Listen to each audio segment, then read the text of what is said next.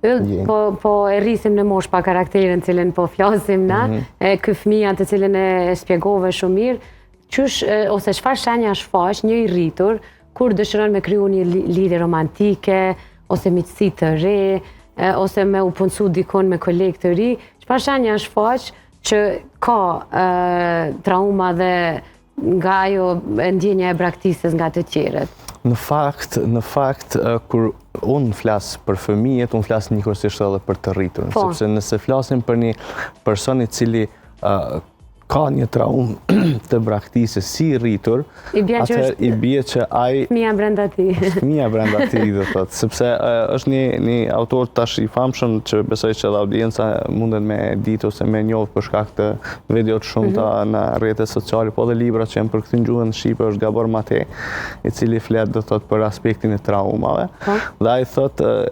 secili i rritur i cili ka përjetuar një traumë është në moshën në të cilën e ka përjetuar, pavarësisht viteve që i ka. Do thotë është në moshën në të cilën e ka përjetuar traumën. Dhe tash, nëse ky i rritur çatë traumën e braktisjes e ka përjetuar si 3 vjeçar, 5 vjeçar, 6 vjeçar, 10 vjeçar, 12 vjeçar, do thotë që ajo ka me qenë në rand ditës në jetën ose në stilin e jetës që ai ka me zhvillu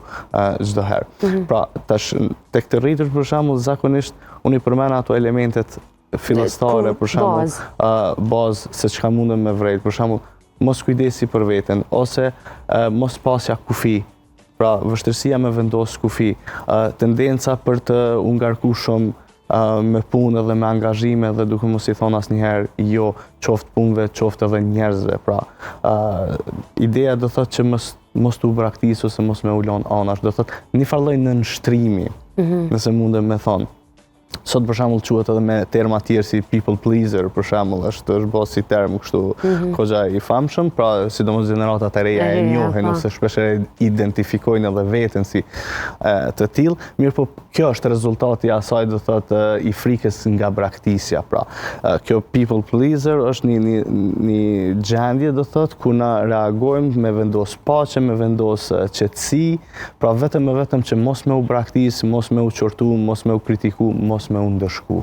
Dhe qëto frika do thotë bërojnë prej herët, pra kur i kemi bërë, kur kemi qenë fëmijë ndaj prindërit, pra kam tentuar me u bë fëmija më i mirë për prindin tem, vetëm